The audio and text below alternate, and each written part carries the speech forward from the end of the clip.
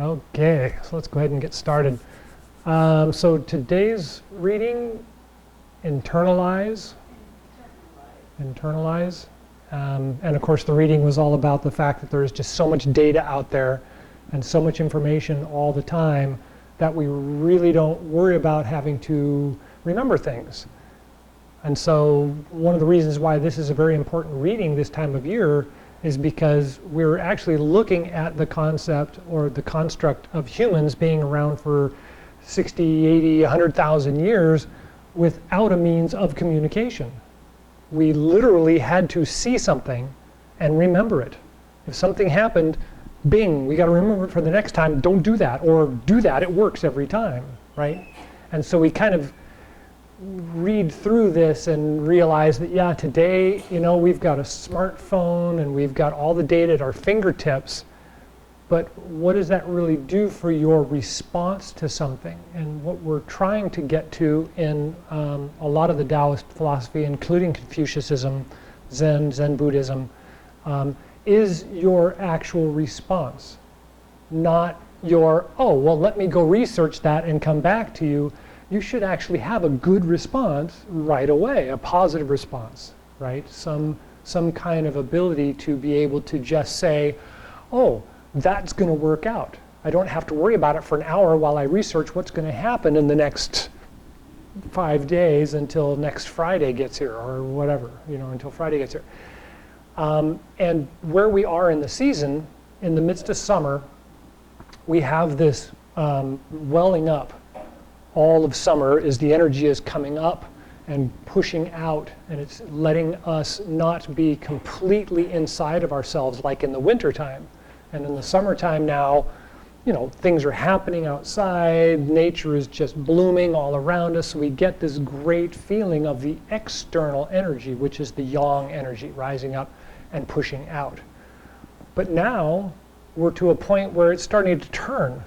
And it's starting to suck back in again because we're heading into fall. Yin is already starting to make itself present, but the Lord, or the general, which is Yang, has to slow down and stop because now Yin, his daughter, is interrupting war meetings and he can't tell her to leave. He's got to be polite and he's got to be nice, and so he's got to reserve, right? He's got to pull back the energy slightly, but it's not time to stop. It's not time to shut down. He's still got things to work on and things to do. And so last week we talked about the idea that it's kind of the time to coast. Take your foot off the gas and just kind of let things roll. We're doing fine. As long as you're focused in the right direction up to this point, you can kind of just let it go. You don't have to try and, drive it into the ground at this point. Yep. So we're at that stage. And so internalizing helps us to re-recognize the fact that that's the original focus. We're coming back to seeing what that internal idea means to us as we move towards the fall, right? And things start to shut down, and we start to get back to that little tiny ball of flame that we hold through the winter to make sure we can make it to the next spring, right? Kind of gathering back our resources slightly. But we're not there yet. It's just that moment to stop and think about it. We also see the waning of yang as in it's rising out of control.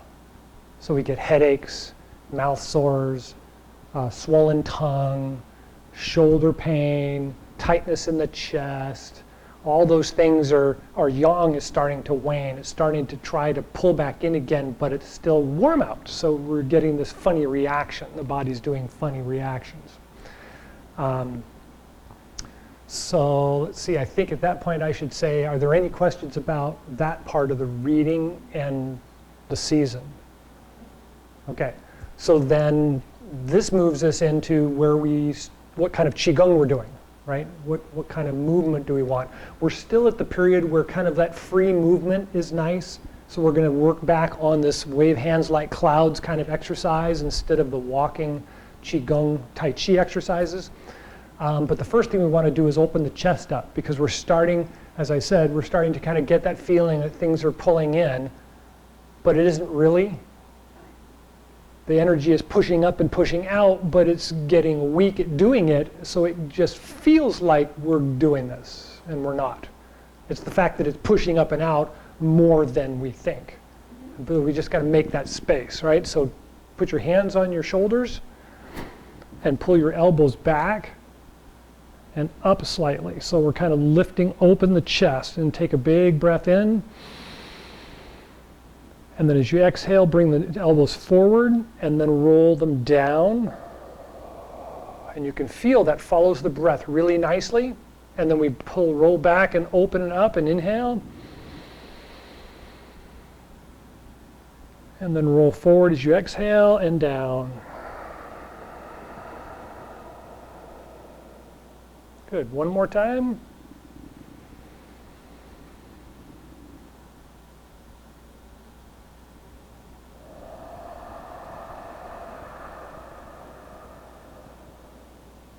And then relax. Good. So this is actually one of those moments that I always say that this is like the magic of Chi Gung, right? Because you really can feel the breath with the movement of the body. And it's that whole, wow, yeah, and then, oh, yeah, you really recognize the rib cage closing, and you can really feel the body exhaling as you do the movement, right? So it's that one of those great moments where you can really feel the connection between the Qigong movements and what the body, and how that connection is supposed to be related, how we're supposed to relate to that connection. Okay, so that's really good for the body, opening up the chest, but the body itself's energy doesn't flow just in the chest, right? We know that. It follows the body's main channels. Acupuncture, acupressure always talks about these main channels. The bubbling spring points in the center of the bottoms of the feet move up through the bones of the legs, up to the hip, and then it turns in and joins the spine.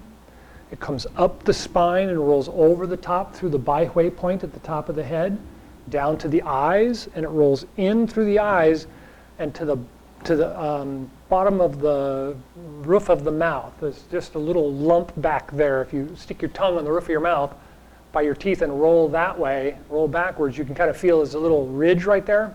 Well, there's a connection right there, and there's a connection on the tip of the tongue.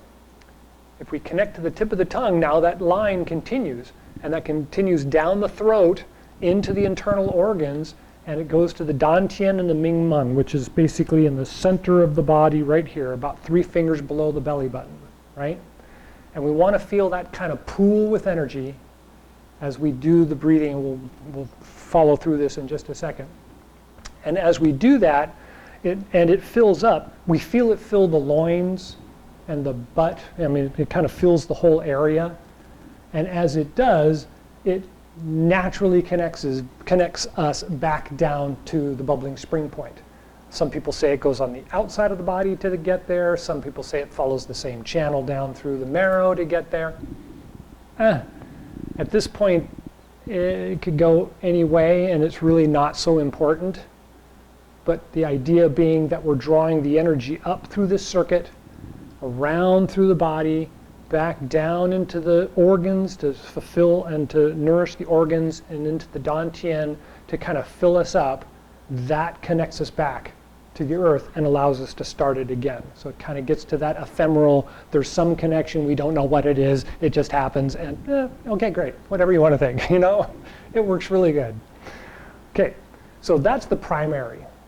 And that idea is what we use a lot this time of year, because this rising up and pushing out of the energy that's starting to get tired, that makes our head hurt, swells up the tongue, gives us indigestion at times, causes headaches and shoulder pains, all that kind of stuff, is resolved through that regrounding. So we want to bring that energy back down through the legs, through the body, down through those bubbling spring points, and down into the earth. So a lot of the times when we talk about this, we talk about the concept of the feet grow roots.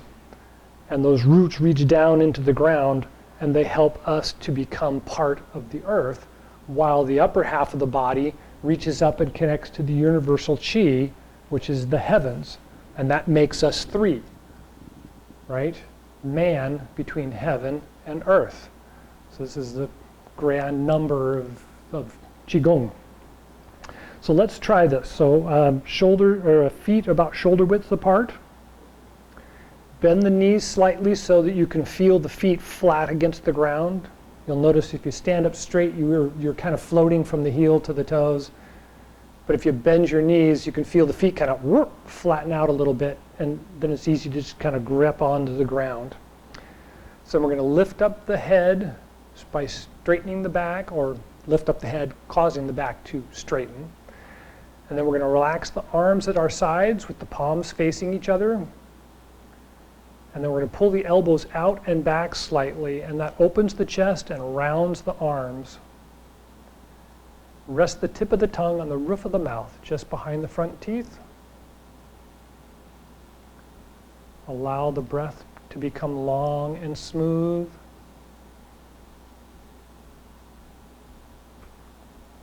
And as you feel the body relax, focus down to the bubbling spring points at the bottoms of the feet, and feel the weight of the body just sink down and connect to the ground.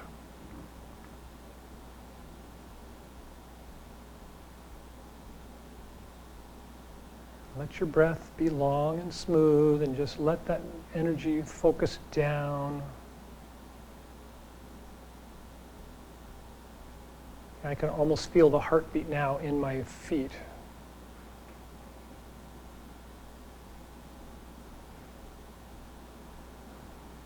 So if you get a good feeling for that and you really got that sensation going, then feel that sensation kind of drive down like roots, just kind of leaving your feet and reaching down into the ground.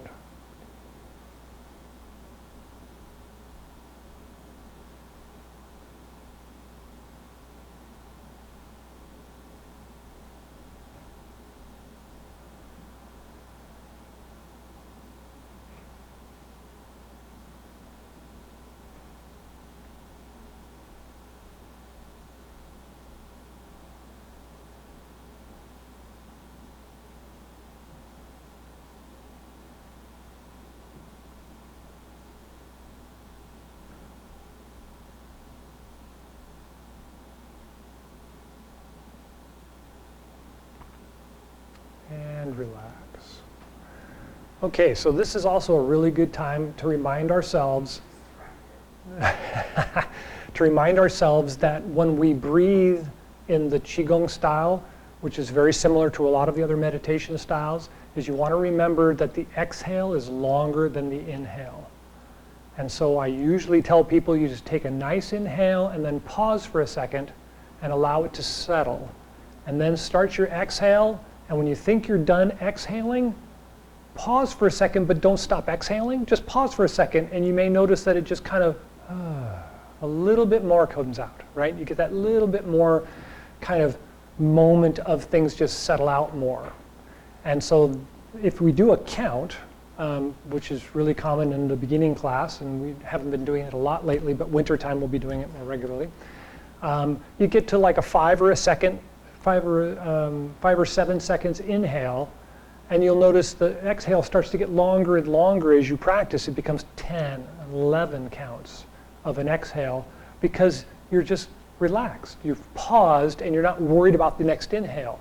And that's kind of where we really want to go, right? It gets us out of our head, it gets us out of our immediacy of nature, or of our jobs, and gets us back to the natural nature of the being, right? Gets us to that kind of being present and relaxed.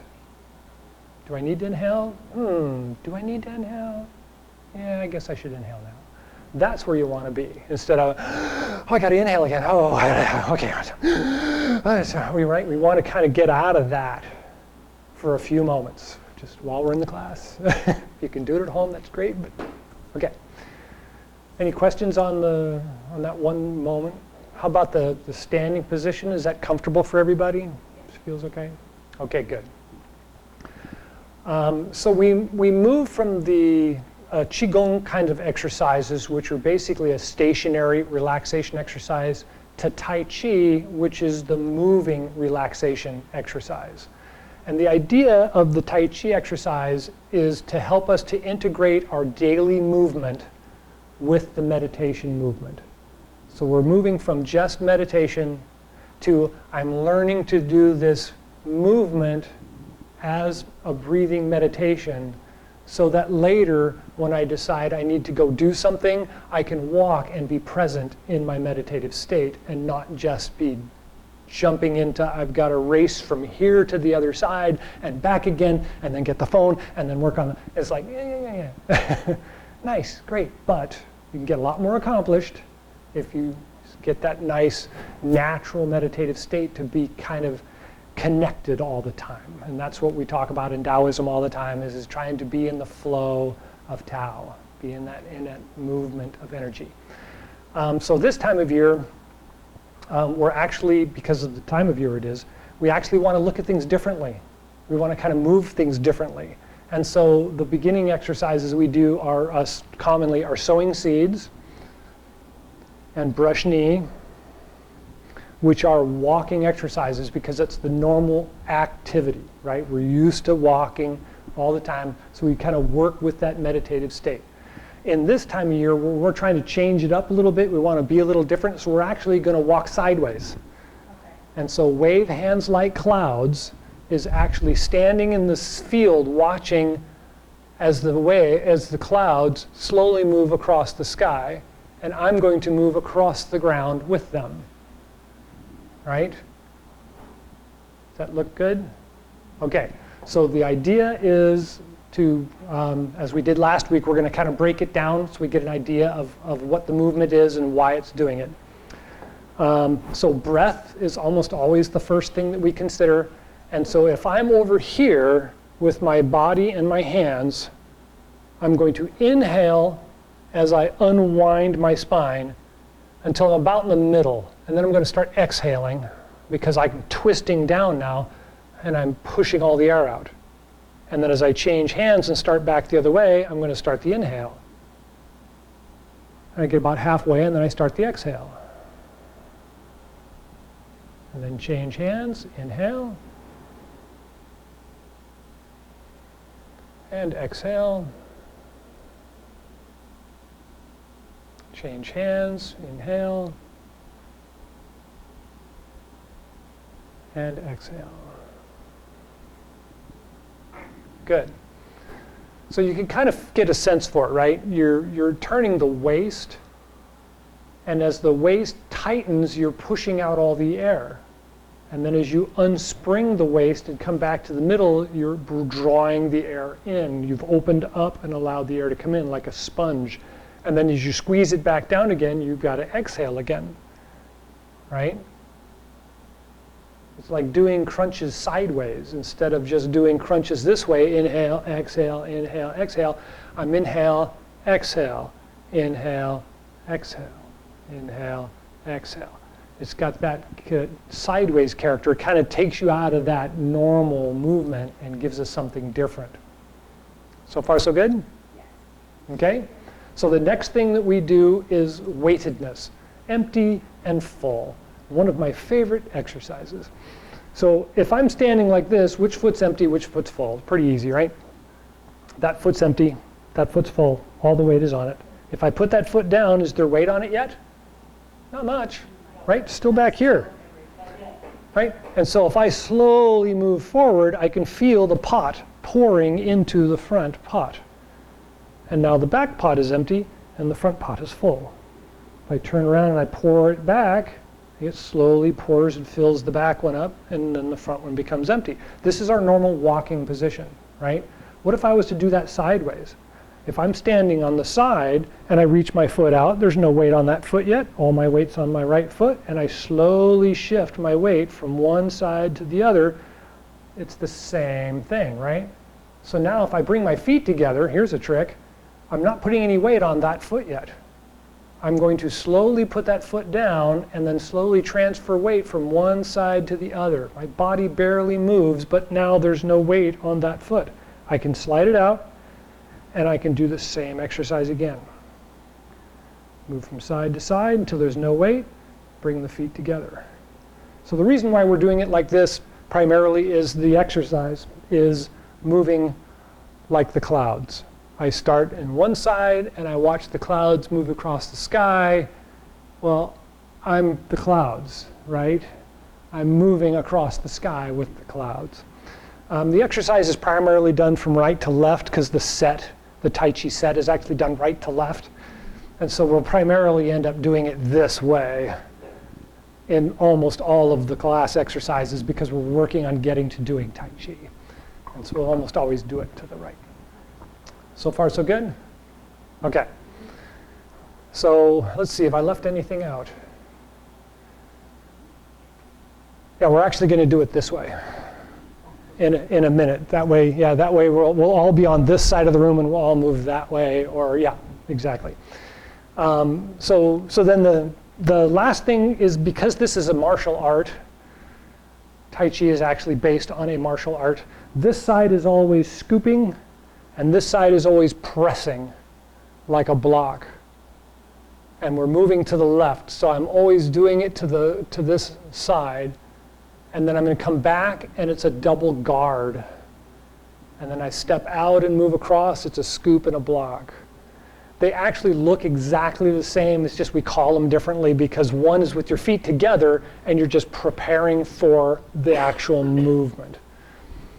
So you can call it the same. You can say this is a scoop and a block and a scoop and a block, but one's with your feet apart and one's with the feet together, and it moves across the sky. Okay, so why don't we all move to this side of the room. There you go. And I'll stand in front of the camera to block it for you. Yes. Okay, so let's start on the right leg. Left hand is across. I'm going to step out. Knees are bent. I'm just going to float across the sky until I get all the way to the other side, and then switch hands and bring my feet together. And as I slowly change the weight from the left foot to the right foot, my hands glide across the sky.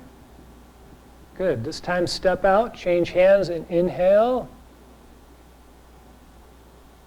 And then start your exhale. And then bring the feet together and change hands. Inhale. And exhale. And step out, inhale, and exhale.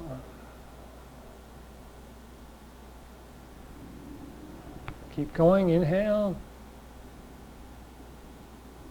exhale, inhale, and exhale. Good. Keep going if you can. Step out, and come across.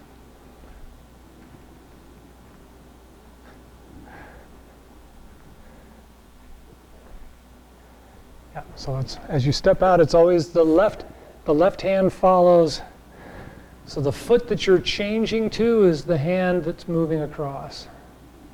So if I'm changing to my left foot, then my left hand's coming across. If I'm changing my weight to my right foot, then it's my right hand coming across. There's a martial reason for this, and we may get into that someday.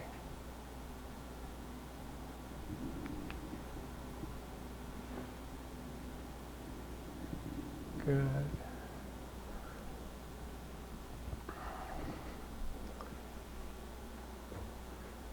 Good, how'd that feel? Really kind of takes you out of things, huh? Yes. Okay, go ahead and spread out across the room. We're running out of time already. Okay, so that's a really good exercise for this time of year simply because it gives you a different perspective. If I'm doing this exercise, I'm always watching things coming closer to me, right? Or going away from me. And that's our normal perspective, is walking, right? So when we're moving sideways and we're watching things move across sideways, it's really, really different for the mind. It changes the perception and the interpretation of our ocular nerves and of our ears and all these different connections in the system. And so it's good to change. It's good to change that. So the one thing I wanted to, that's the folks from students, or student activities. I'm trying to get them to start a class. So then one thing in the email that I wanted to talk about was silk reeling and marrow washing. And some of you have heard this before and some of you have not, and so I'll have to just kind of make a quick interpretation as we're running a little out of time. Is silk reeling is the idea of bringing the energy up and out. So if I'm going to be throwing a frisbee, for instance, I can't just take the frisbee and go. I've got to actually go, and if I throw my whole body into it, I can really get that frisbee to fly, right? And Chi is really based on our intention. And so if we can get some physical in with the Chi movement, we can really get movement happening. And so silk reeling is that idea of if my body really is 90% water, then I can take it in a bucket and go, and it'll go whoosh and slash out, right? And so what if I did that, but it was contained within this rubbery skin, right? I can get that feeling, whoop, and there's that energy just kind of bouncing out of my hand, right? It all comes out. Well, what if I want to do that the opposite? How about if I'm going to draw it from here and drop it down into the bucket?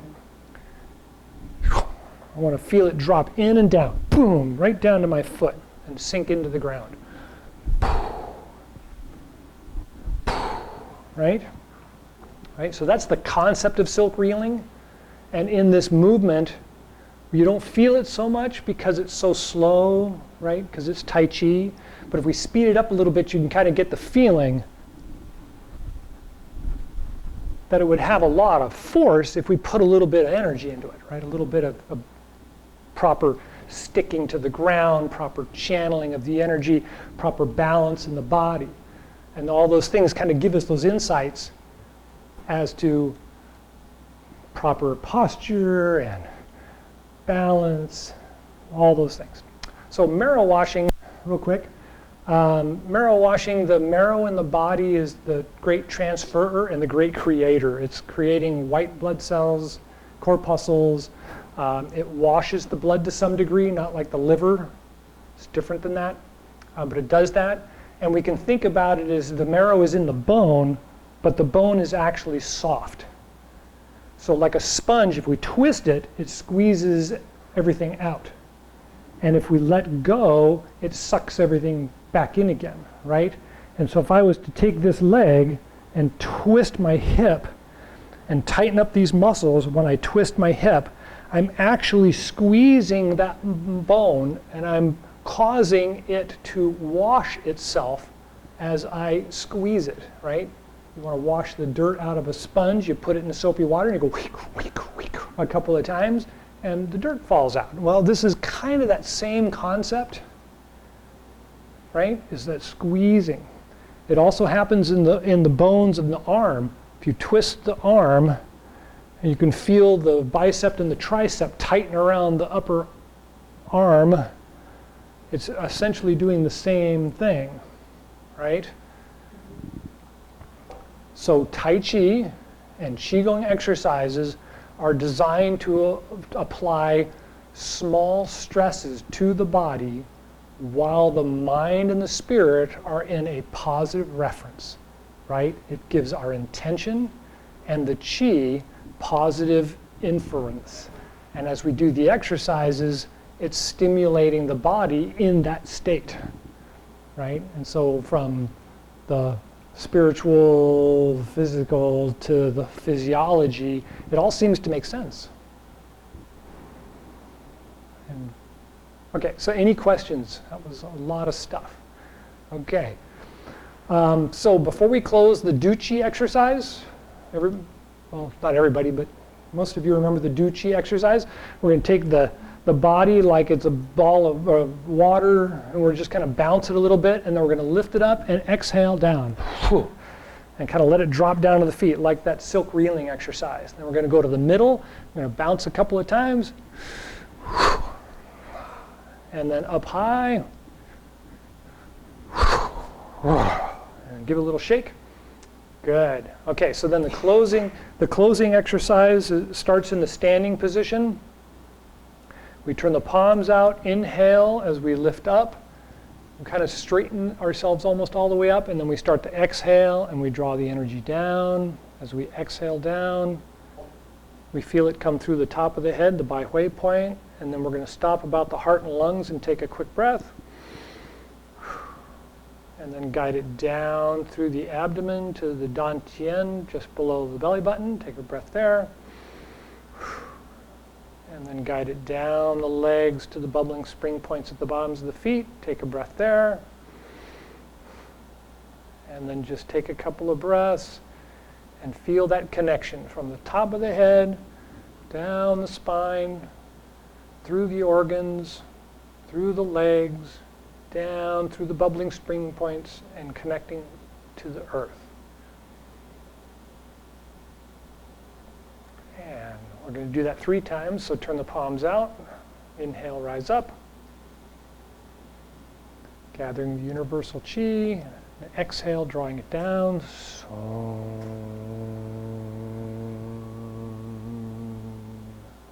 Take a breath at the heart and lungs.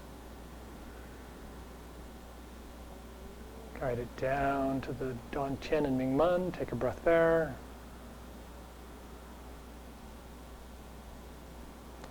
And down the legs to the bubbling spring points. Take a breath there.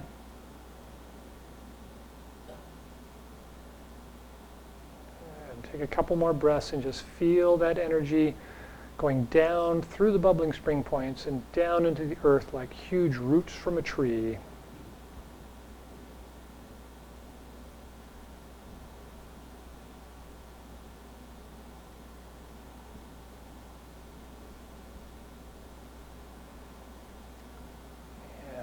Ready, palms out, inhale, rise up.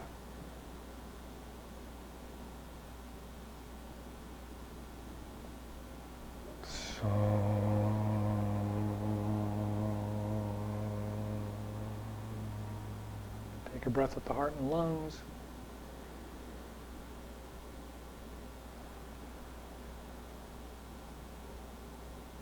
And the dantian and mingmen.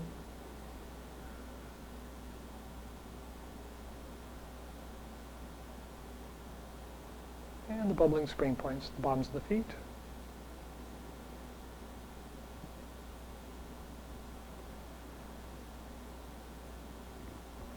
And a couple more breaths. Just feel the energy flowing through you. No reason to store up, no reason to hold on. Just constant flow of energy.